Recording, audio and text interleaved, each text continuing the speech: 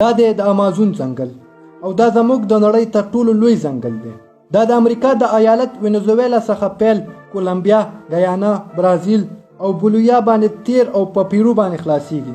که د ساحل مخې خبره وشي نو ټول امازون ځنګل 55 لکه مربع کیلومتره ساحه کې خپور شوی.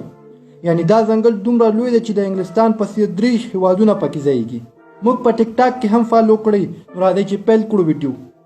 تاسو د دې په اورېدو به حیرانه شئ چې موږ اوس کومه ساه اخلو د هغې 20% برخه د امازون ځنګل څخه رارسي.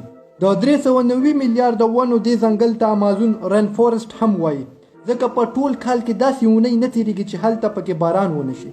دا ځنګل دومره ګڼ دی کله چې پرې باران وشي نو اوبه یې ځمکې ته 10 دقیقې وروسته رسي او د دومره ګڼوالي له امله په ورځ کې هم دلته لاندې تیارې چې ګڼې ونې د لمر رڼا لاندې نه پرېږدي. د ښه چاپېریال او باران له امله دلته د حیواناتو، مرغانو او د ونو داسې نسلونه موجود دي چې صرف په امازون ځنګل کې پیدا کېږي. هلته 40,000 رقمه ونې، 1300 د بیل بیل نسلونو مرغان، 200 رقمه د کبانو نسلونه، 420 رقمه د تي لرونکو حیواناتو نسلونه او 380 نور رقم په رقم د نورو نسلونو حیوانات لیدل شوي. که د وړو حشراتو خبر وشي نو 15 لکه د حشراتو نسلونه لیدل شوي.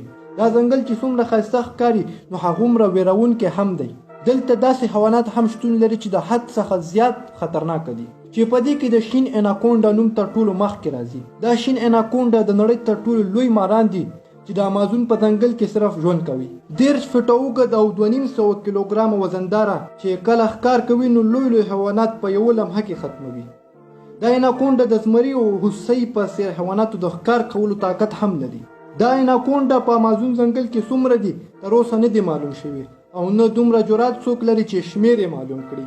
او په امازون ځنګل کې داسې چونګښې هم موجودې دي چې دننه نه هر څه ښکاري. دا چونګښې د ګلاس فروک په نوم شهرت لري او پوره شفاف وي.